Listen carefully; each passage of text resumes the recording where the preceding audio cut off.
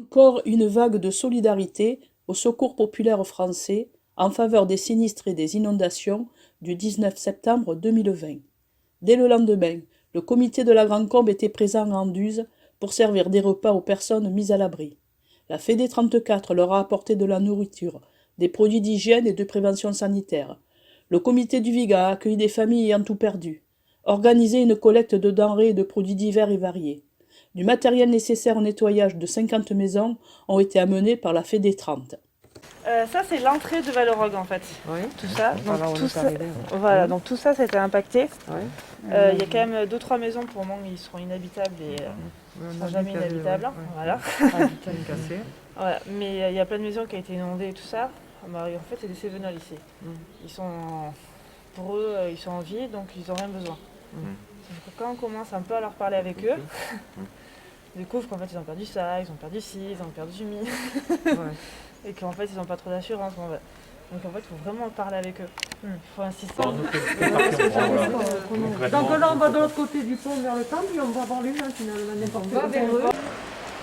Si c'est possible, avec plaisir, parce que les premiers jours c'est là. On peut apporter de l'alimentaire pour des cancers, tout ça ou pas? Mais n'importe quoi, je suis de la ville, mais j'adore. Amandine, bonjour. Est-ce que tu pourrais nous dire un peu ce qui s'est passé depuis quelques semaines à Talérac et à Valorog?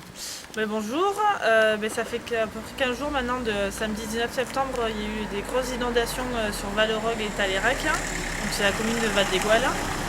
Et depuis nous sommes ici pour venir en aide. Donc on s'est mis en partenariat, on va dire, avec le Secours populaire du Gard, avec Nîmes et le Secours populaire de l'Hérault, pour venir aider les sinistrés. Donc à ce jour, vous avez dû rencontrer beaucoup de familles. Qu'est-ce qu'ils vous racontent? Quels sont leurs besoins? Et le Secours populaire, qu'est-ce qu'il a pu faire lui avec ses moyens? Alors les premiers besoins, eux, ils étaient tellement tous vivants qu'en fait ils n'avaient rien besoin parce qu'ils se sentaient en sécurité, toute la famille était vivante. Mais maintenant ça, ils commencent à sentir les besoins parce qu'ils ont eu beaucoup de familles ont tout perdu, ils n'ont plus de lit, ils n'ont plus de machine à laver, ils n'ont plus rien. Et donc là pour moi ils vivent dans des gîtes ou dans la famille quoi. Mais voilà, donc on a commencé aujourd'hui à pouvoir distribuer du matériel.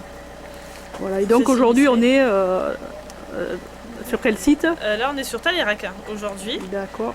En ce moment, le beau paysage. Et vous